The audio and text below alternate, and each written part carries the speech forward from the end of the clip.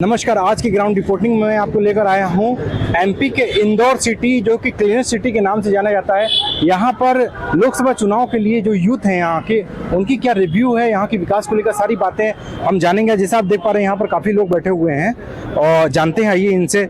क्या नाम है आपका? मेरा नाम अमित। कहाँ के रहने वाले हैं? विदिशा। कहाँ के रहने वाले हैं? विदिशा।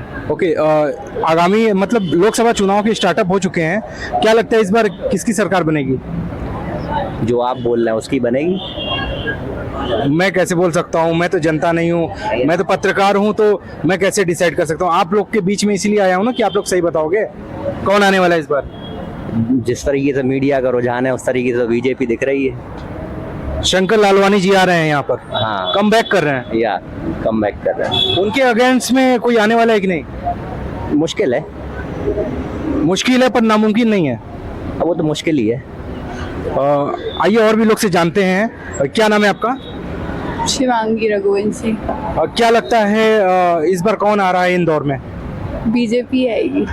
क्यों बीजेपी क्यों आएगी? प्रोग्रेसिव है, यूथ से मेंटेलिटी मिलती है इसीलिए। क्या किया है अभी प्रोग्रेसिव में? क्या क्या चीजें उन्होंने करी है जो कि आपको दिख रहा है? और मेंटेलिटी की जहाँ बात की है, क्या दिख रहा है ऐसा आपको? बहुत काम किया है बीजेपी ने। क्यों अदर पार्टी अगर आती है तो उस पर ट्रस्ट नहीं है आपको? मतलब बीजेपी ही सब कुछ है और कोई नहीं है। क्या नाम है आपका? चंद्रशेखर। क्या लग रहा है इस बार कौन आने वाला है? क्योंकि सर मैं बाहर से बिलोंग करता हूँ, टीकमगढ़ जिले से, तो मुझे यहाँ का इंदौर का ज़्यादा आइडिया नहीं है कि कौन आने वाला नहीं है, क्योंकि राजनीति में यहाँ मेरा। अगर अपने देश की बात की जाए तो आपको क्या लगता है किसकी सरकार बननी चाहिए? कांग्रेस की बननी चाहिए कि बीजेपी की बननी चाहिए? सर मतदाता तो तुरंत ही स्वभाव बदल देते हैं, पार्टी का, राजनीति का या सरकार का। वो तो उनके ऊपर डिपेंड करता है किसकी सरकार बनवाना चाहते या नहीं बनवाना चाहते। मैं कैसे कह सकता हूँ? मैं तो एक सामान्य नागरिक हूँ। आपका अधिकार है, आप सरकार गिरा सकते हैं, आप सरकार बना सकते हैं। ये कैसे कह सकते हैं कि आपका अधिकार नहीं है? मेरा अधिकार गुप्त है और गुप्त रूप से ही मैं अपना अधिकार व्यक्त करता हूँ सर। आइए और भी लोगों से हम जानेंगे। आप देख पा रहे हैं कि यहाँ काफी लोग बैठे हुए, सारे यूथ हैं यहाँ पर। क्या नाम है आपका? भैया। आइए यहाँ पर जानते हैं। लोग बैठे हैं और आगामी लोकसभा चुनाव को लेकर क्या कहना है? क्या नाम है आपका? मैं साहित्य राय। कहाँ के रहने वाले हैं? बीना। और क्या लग रहा है इस बार आगामी लोकसभा चुनाव में इस बार किसकी बहुमत होगी? मोदी जी। मोदी जी। और कोई नहीं दिख रहा है? नहीं नहीं, और कोई नहीं। क्यों और कोई क्यों नहीं दिख रहा है? मैं मोदी सपोर्टर ही हूँ और कुछ नहीं इसके अलावा। तो क्यों अदर पार्टी के ऊपर, कांग्रेस के ऊपर क्यों इंटरेस्ट है आपका? कैंडिडेट ही नहीं है सर। आप ऐसा कैंडिडेट भी तो दीजिए उनको कि आप चुन पाए। क्या चाह रहे हैं विपक्षी के लिए? क्या मैसेज देना चाहते हैं कि वो क्या करे कि कमबैक हो वापस? पहले तो आप कैंडिडेट लाइए मोदी जी बराबर। अगर आप मोदी जी के बराबर कैंडिडेट लाते हैं तभी कुछ हो पाएगा, वरना तो एक तरफा ही है। आईपीएल में चेन्नई सुपर किंग और अपने इसमें भाजपा। आईपीएल में चेन्नई सुपर किंग, यहाँ पर है भाजपा, ऐसा सबका वक्तव्य आ रहा है। आइए और भी लोगों से हम जानेंगे क्या कहना है लोकसभा चुनाव को लेकर। यहाँ पर भी यूथ लोग बैठे हुए हैं। क्या नाम है आपका? मेरा रोहित। कहाँ के रहने वाले हैं आप? मैं खंडवा का रहने वाला हूँ। ओके। क्या लगता है आप चुनाव जो चल रहा है इस समय किसकी लहर है? वो तो बीजेपी की लहर है। लहर है बीजेपी की, बट क्या लगता है अगेंस्ट जो है कांग्रेस जो है, क्या कमबैक कर सकती है? नहीं, कमबैक तो नहीं कर पाएगी कि कितना चल नहीं है, क्योंकि बीजेपी की लहर है। मोदी जी अच्छा काम कर रहे हैं, इसलिए रहेगा। मोदी जी ने अच्छा काम क्या किया? जैसे डेवलपमेंट है, इंफ्रास्ट्रक्चर है, और सब बहुत अच्छा काम करा है देश के विकास के लिए। देश का नाम बढ़ रहा है। अदर पार्टी अगर आते हैं तो क्या उनके ऊपर ट्रस्ट नहीं है आपको? क्या वो कुछ अलग नहीं कर सकते हैं? जैसे इंडिया अलायंस बना, उसमें इतना भरोसा नहीं है, क्योंकि सब पार्टी मिली जुली है। जैसे राहुल गांधी हो गए, नीतीश कुमार हो गए, इनकी ममता बनर्जी हो गई, इन पर भरोसा नहीं है। महागठबंधन पर भरोसा नहीं है आपका? भरोसा नहीं है, क्योंकि उनकी सरकार बन जाएगी तो उनका डिसीजन नहीं रहेगा कि वो बोलेगी कि हमारी पार्टी में ज़्यादा इन्वेस्ट करो, हमारी पार्टी में, ऐसा चलेगा उनमें। इसलिए अच्छा है कि बीजेपी ही सबसे बेटर है। बीजेपी की राजनीति यहाँ पर चरम सीमा पर है। यह इंदौर है और इंदौर में, हाँ इनसे। और क्या नाम है आपका? आरू।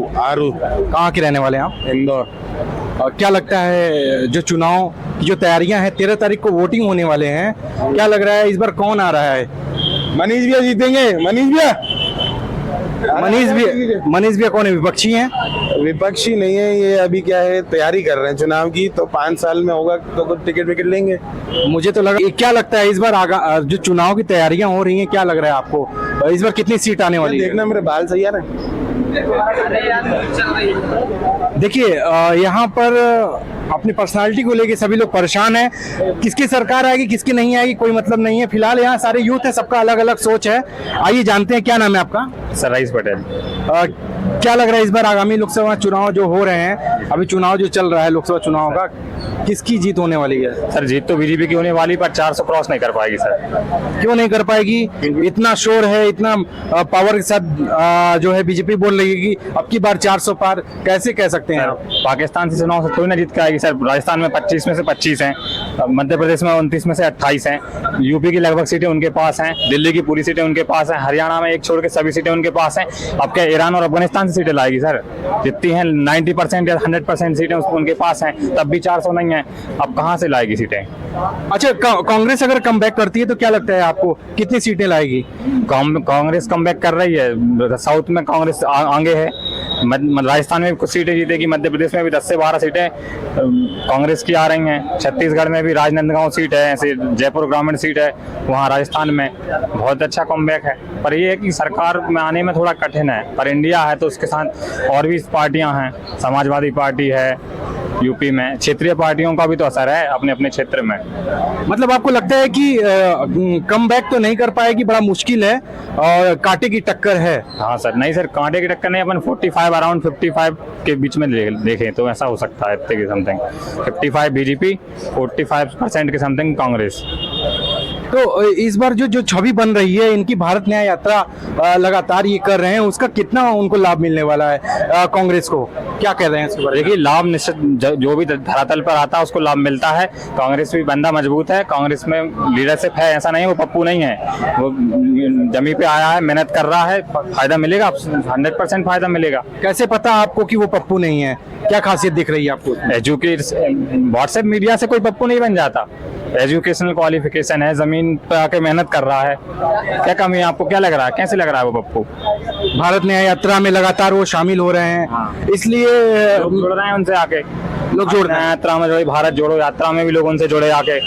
दक्षिण में तो पूरा कांग्रेस ही है, भाजपा मुक्त है दक्षिण।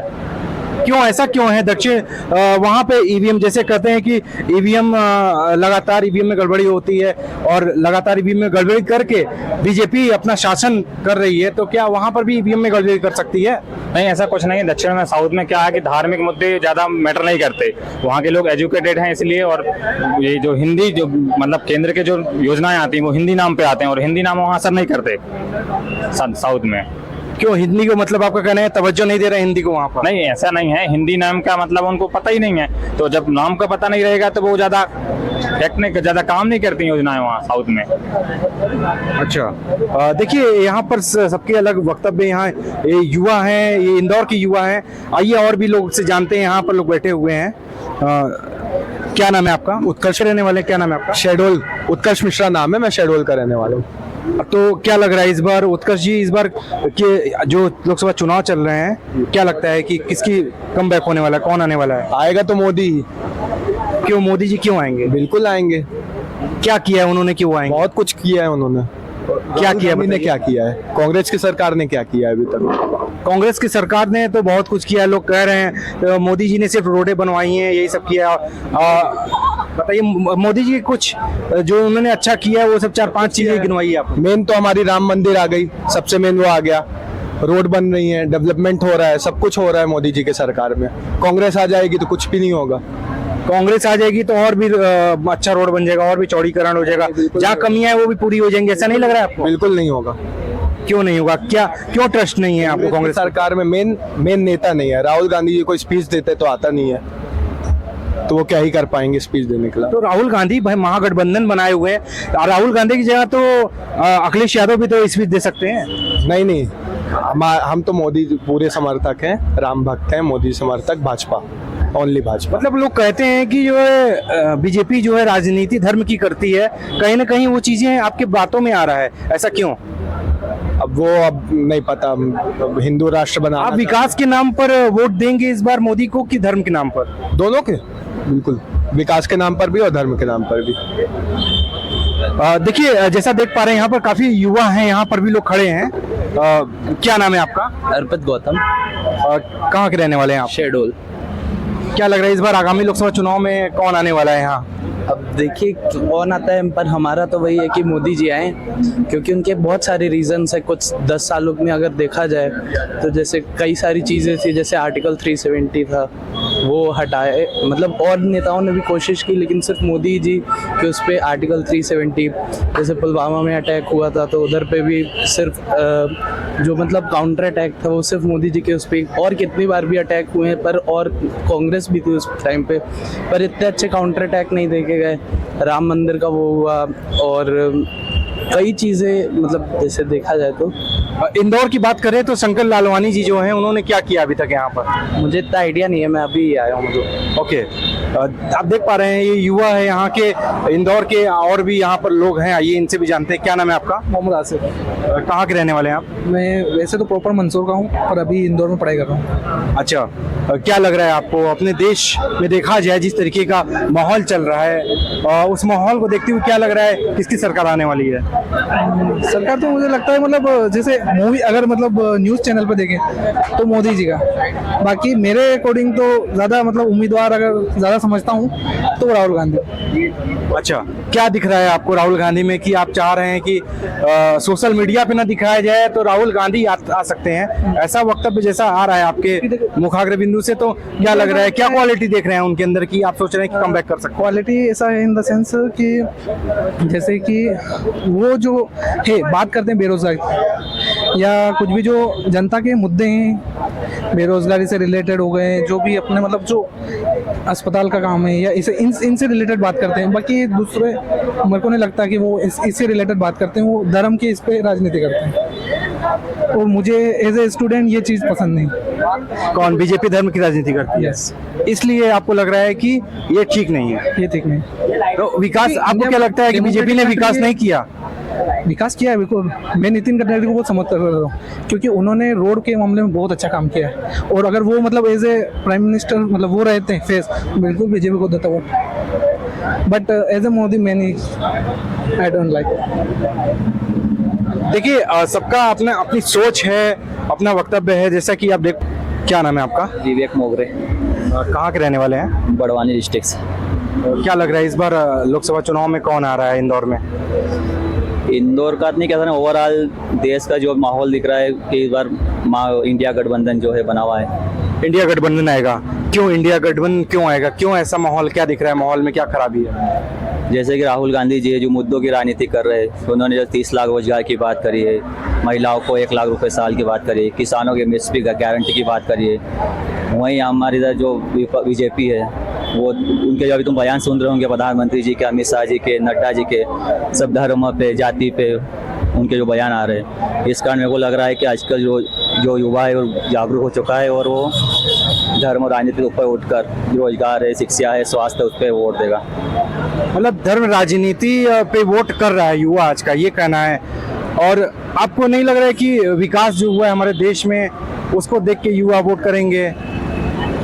विकास तो हुआ है, उसमें ये नहीं दो रहा है, लेकिन जैसे कि जो अपने हमारे एमपी में मनमोहन यादव जी है, जिनकी सर उन्होंने उस टाइम पे चुनाव टाइम पे क्या वादे किए थे कि किसानों को 3000 रुपये क्विंटल गेहूँ पे दाम मिलेंगे, वो हुआ ही नहीं।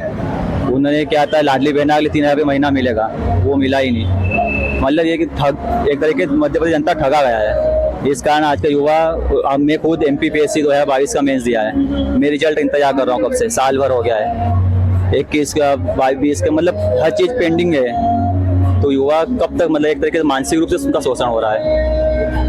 ये थी इंदौर के युवा जो अपनी बात आप तक पहुंचाए हैं, हमारे चैनल के माध्यम तक पहुंचाए हैं। कैमरा पर्सन साहिल सोनी के साथ मैं मोहित सोनी, इंदौर MP। जय हिंद, जय भारत।